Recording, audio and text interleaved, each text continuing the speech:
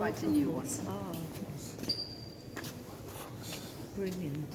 Now then, has everybody heard of him? Mm-hmm. Yes? Who's going to tell everybody who he is and why he's there? Well, he was anti-slavery, wasn't he? That's right. Wonderful he was man. anti-slavery. Yes, he worked very hard, didn't he, for the end of slavery. It would be wrong to say that he brought it about, but he was one of those who worked towards it. And MP for Hull, and apparently he worshipped here very often. So it was his Christian faith that sort of led him on to achieve this end of this terrible thing. Right. Yes, you're going to join us. Right, round here now. We're going now to the oldest part.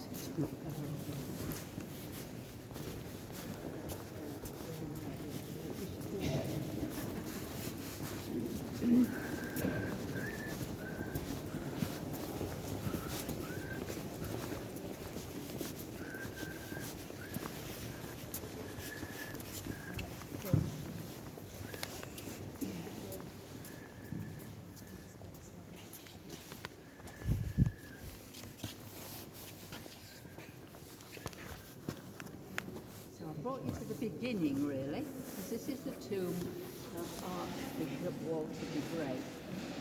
He was the Archbishop who came here from Oxfordshire in 1220 to be the new Archbishop and began the building. And this was the first part that they did.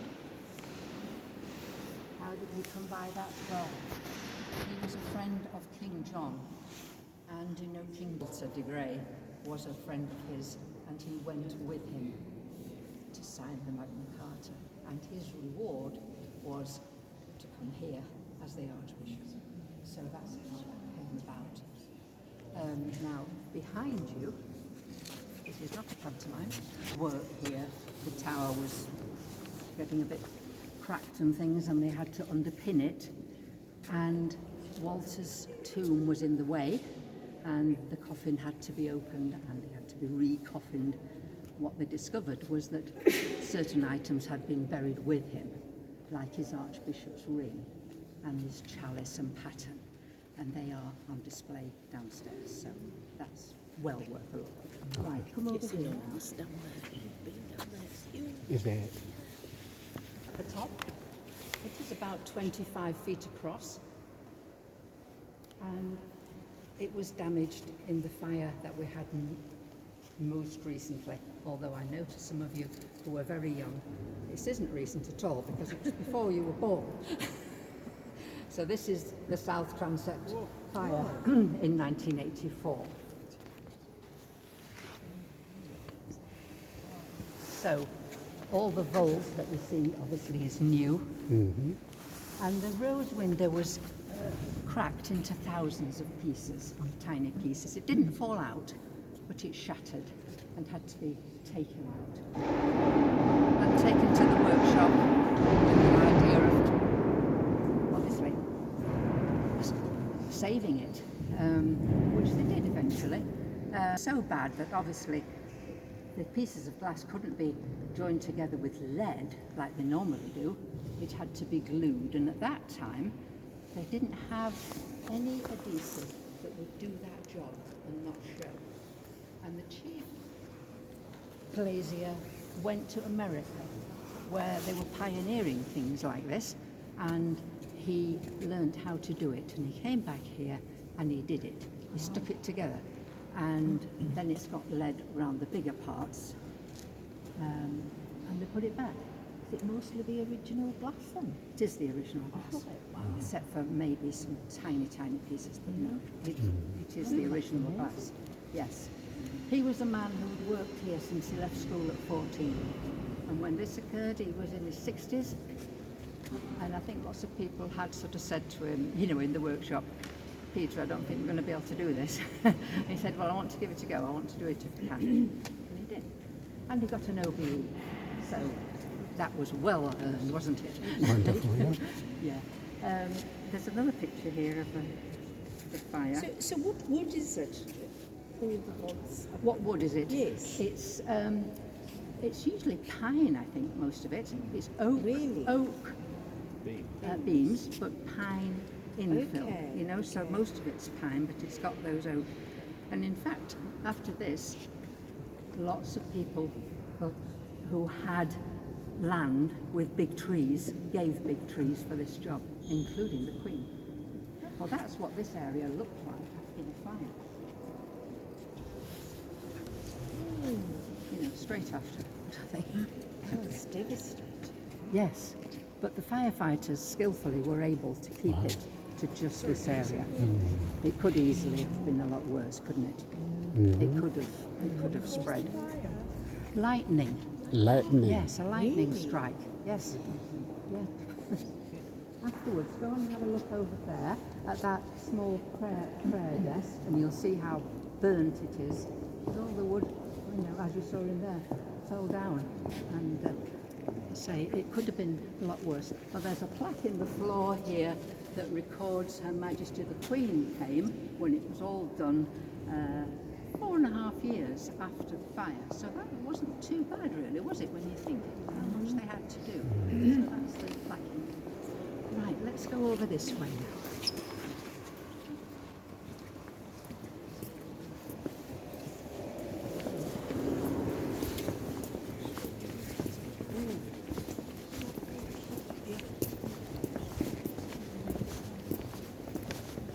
We're going to look at the Five Sisters window now. This is one where I say come up close.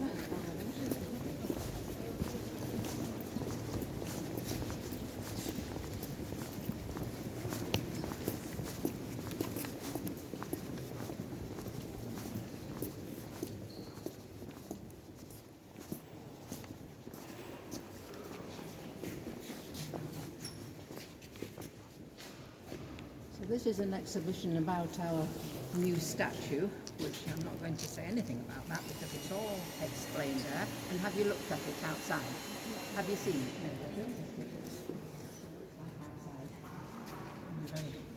We're very proud of it. It's good.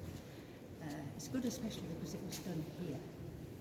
Apparently when they put the proposal to the palace sent a list of artists who they thought might be able to do it. But the powers that be here said, no, we have an artist. We have our stone yard, and we have an artist in our stone yard, and that's our plan. And they said, okay, because they saw what he could do. Yeah, so it's Five Sisters window, so nobody knows why it's called that. Obviously it's got 5 lights. And it's one of the oldest windows in the Minster. So we think this was probably put in about 1260. So they're starting to build about 1220, and then they're starting to build here on this side, pull down and build. And the Five Sisters window is in, the glass is called grisaille or grisaille. It's meant to be this sort of greenish grey with little bits of colour and geometric patterns. It was what was being done at the time. You can see the patterns, can't you? Especially in that left one, the circles. And in each light, the patterns are slightly different. It's more squarish, some of them, and round on this side. So this was taken out. This is the largest expanse of grisaille glass anywhere in the world. And it was taken out, obviously, before the Second World War, but it was also taken out before the First World War, because they knew it was unique, and they didn't know what was going to happen, did they? So they decided to take it out. And when they came to put it back, they had all sorts of problems, because the lead had deteriorated while it was out. And they had to start fundraising for get lead and things. And at the end of it all, when it was complete, they decided it should have a dedication. Who would it be dedicated to? And they decided, amazingly, when you think we're talking about sort of 1920, they decided to dedicate it to all the women of the British Empire who had died in the First World War. So now we would sort of think of all the women of the Commonwealth, wouldn't we? But it was the Empire then. All the women who had come from Australia, New Zealand, Canada, South Africa, to help in the war effort. And we have a place around the corner here, which I'll point out to you, where their names are. And we've got about 1,500 names there. So, everybody always says, does it always look as dark as that? Well, no, it doesn't. It would like a bit of sun on it, but also in its turn it will be cleaned again. Yeah. Because it could look better, but there's so much going on. They all have to just take their turn. But you can see the little red colours in them and the blue.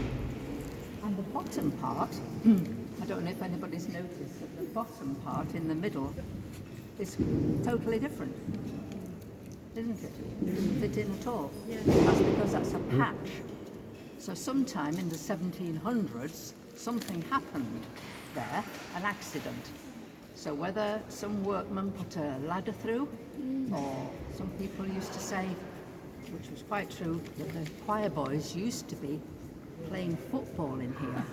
If you look at this area, it's a really good football pitch area. It's the right size. It is. And they used to be allowed to do that. And did one of them kick a ball and break the glass? I don't know.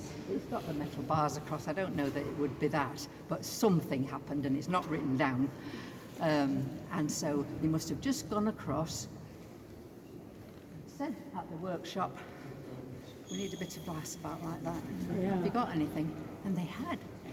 Put that in, which is Daniel in the Old Testament.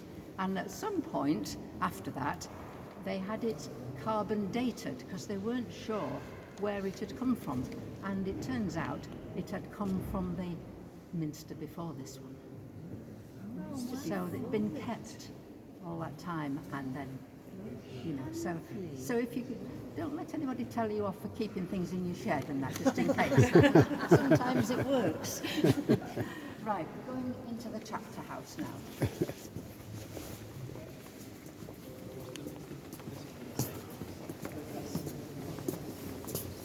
These are the things that look like cupboard doors. That's where all the women's names are. So, all the different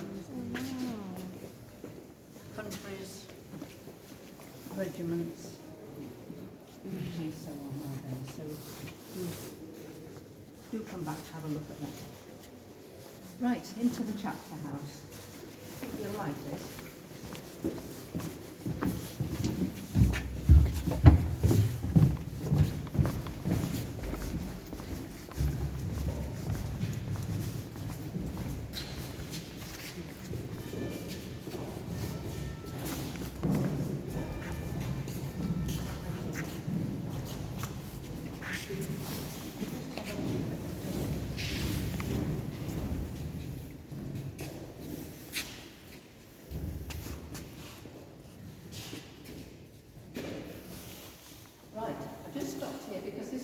A model of the chapter house, particularly the roof.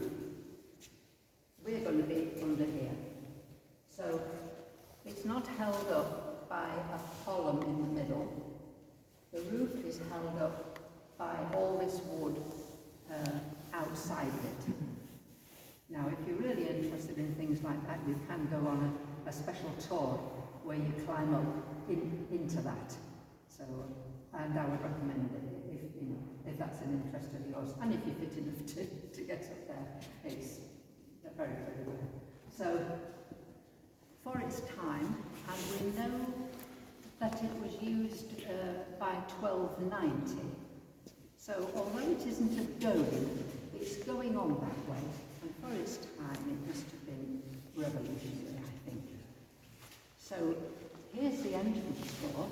Now, when the chapter house was first built, this was outside. So they built this corridor afterwards. I think they probably got wet so often coming from the church into the chapter house.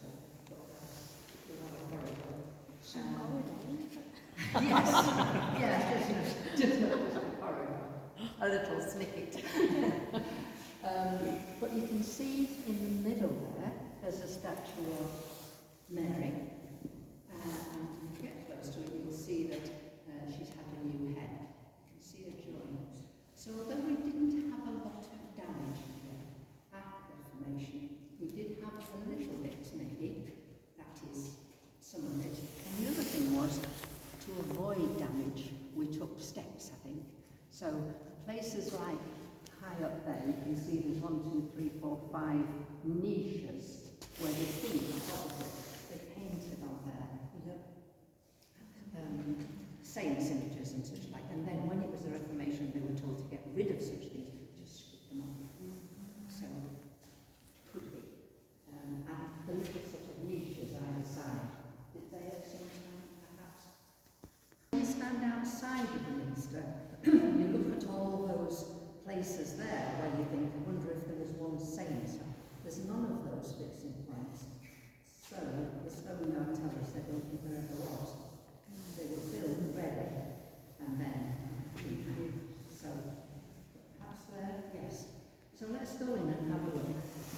And don't miss the doors as you pass by, because they are of the same date. They've got a bit of bandage on this side.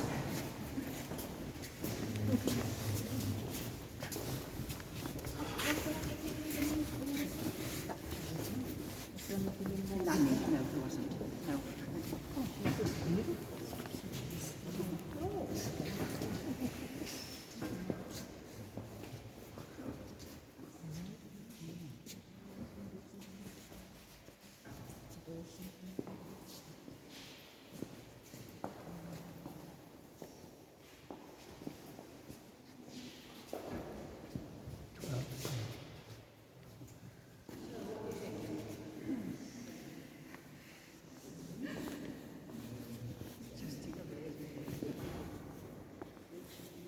And again here you can see probably in those spaces above there, there's just a sort of slight look, isn't there, as if the mail recently painted there and washed off.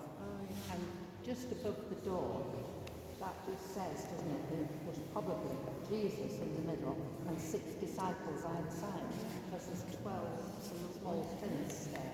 So did they just take those down? Obviously.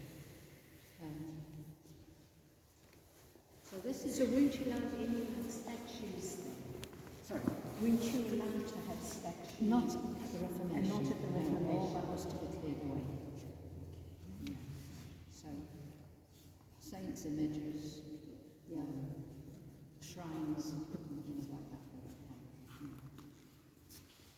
This is a Minton tiled floor, which apparently is the oldest one anywhere. And you'll see that the cross keys are here. Certain squares of it. And this is the chapter house, and this is where the chapter meet formally, although they do have a sort of boring sort of office block. Why you would meet somewhere like that when you could be here, I'm not quite sure, but I think it gets very cold in the winter in here. So the chapter, who are in the charge of the dean, they are the committee that run the minster. So the archbishop doesn't have any authority really in the church here. He isn't in charge of how it's run or anything like that. Because he has his work takes him all over the diocese and in fact all over the world. Sort of the responsibility for running this place is in the hands of the dean. And the chapter, some of them are ordained and others aren't. And the names are all around here.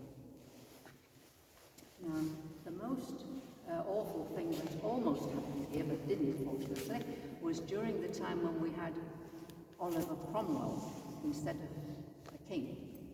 And at that time, Dean and Chapter as an organisation was abolished everywhere, and councils took over the authority in the church.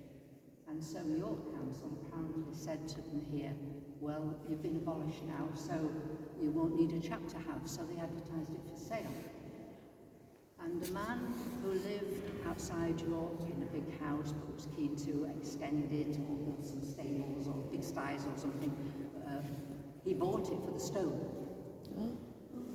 And a week before demolition was due to begin, he died. Come on, smile. And nobody else would touch it after that. That's what happens when you try to do something. Yeah. So, I mean, just imagine, it could just have gone just like that, couldn't it? You know, just give some people a little bit of power and they're off, aren't they? So, we have it still, and it's used for Sunday school, coffee after church, concerts, all sorts of things. It's really nice. It is lovely. Just beautiful. Right So now. how many people are in this church? Oh, so these are all the current people? Yes. About 24, I think, something like that. And do you get elected for that or? Not elected exactly. I think sort of asked if you would like to join by the others. That's how it is. I'm not sure.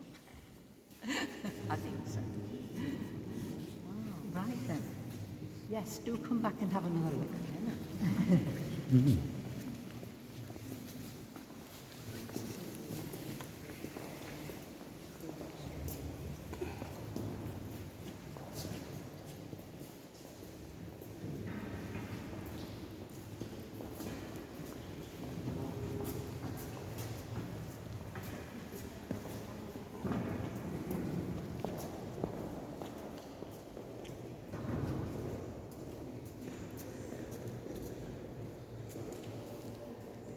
Said really over there, which is worth saying, they began to build over there in 1220, but the rose window wasn't put in until about 1485, because the rose window was put in at the end of the Wars of the Roses, which is very complicated to do with history.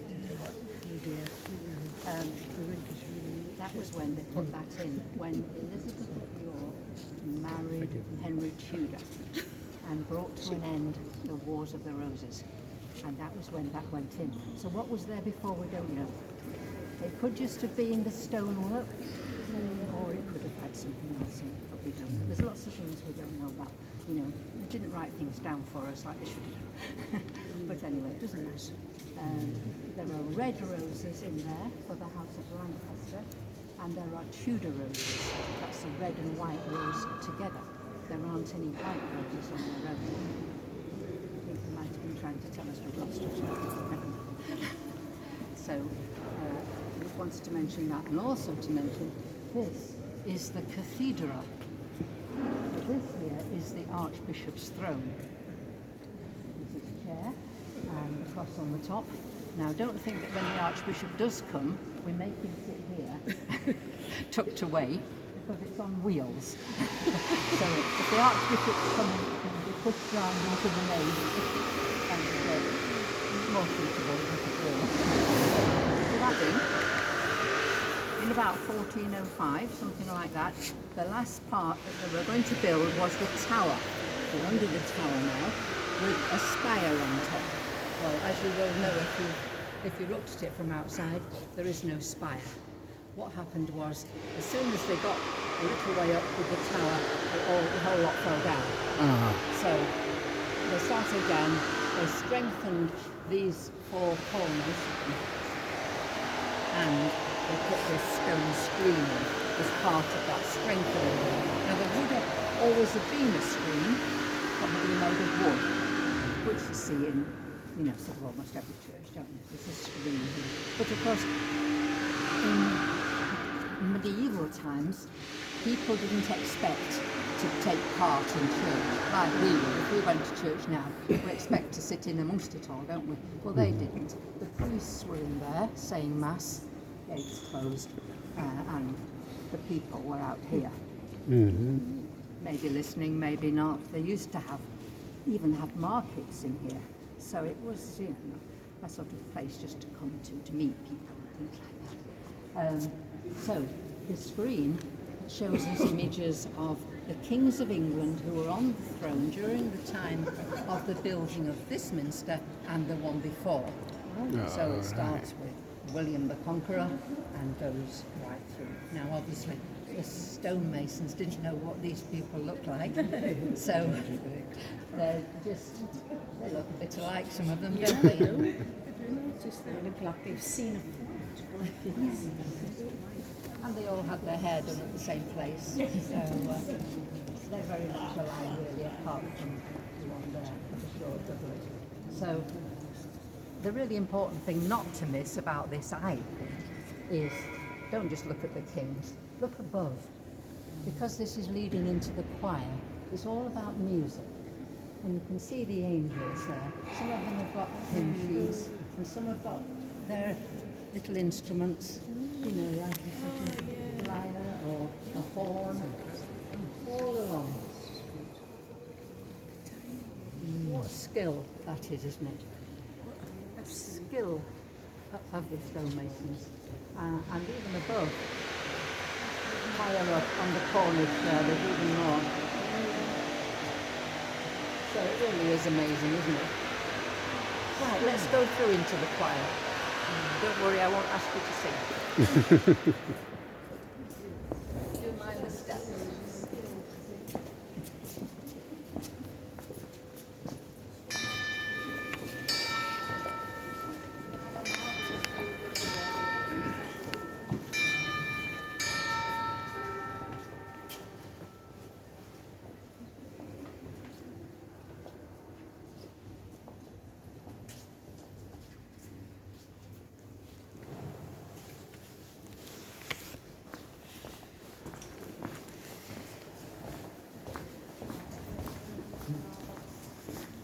It's more cosy, isn't it, in here.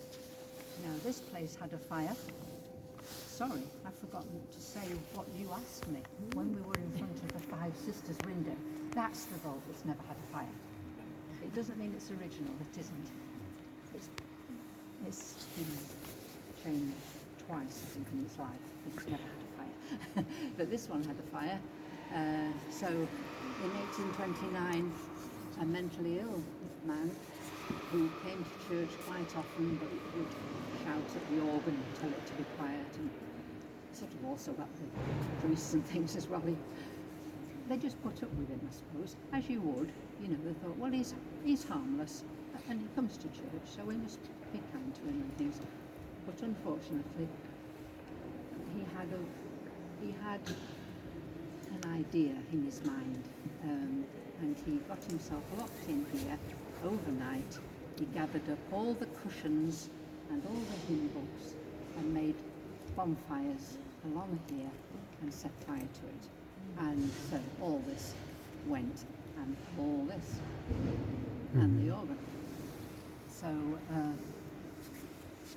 pretty awful, really.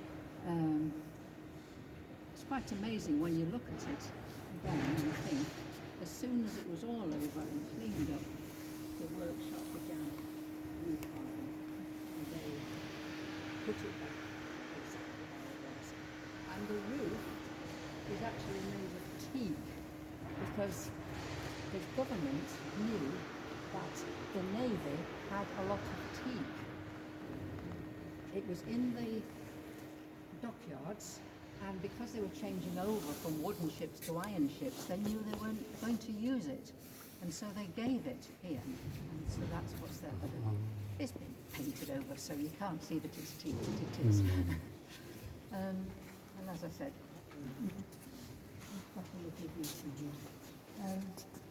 following the fire, they did decide that they should have people here all the time and not just close it up at 6 o'clock and open it again in the morning. They should have people here all the time.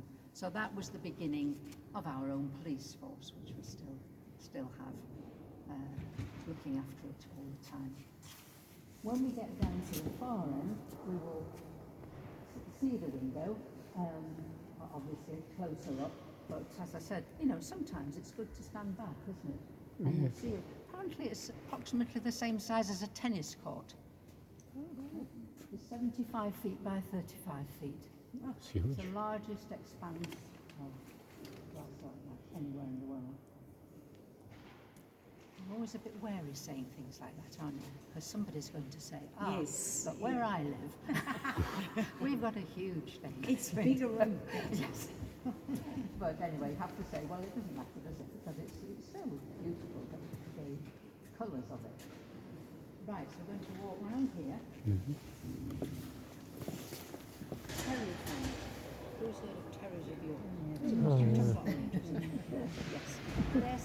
Their son was killed in the war, and they gave that in Medford on the other side of the sea.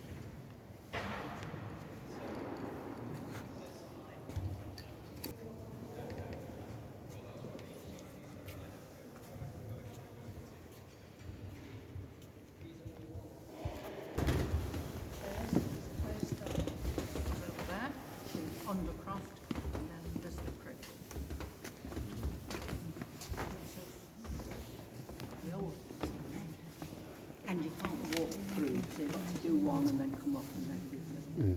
Right, I'll go round here now.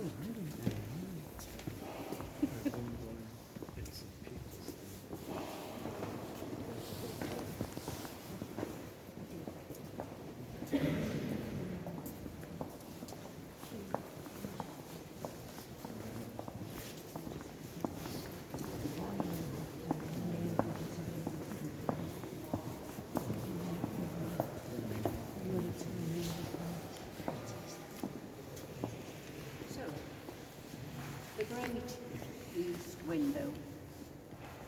This end of the church had been completed for about 9 years before they started doing this, because they were looking for a really amazing stained glass artist, and it took them some time to find one. Eventually they did. They found a man who was in Coventry, and I imagine him, coming here with his portfolio. How he heard about it.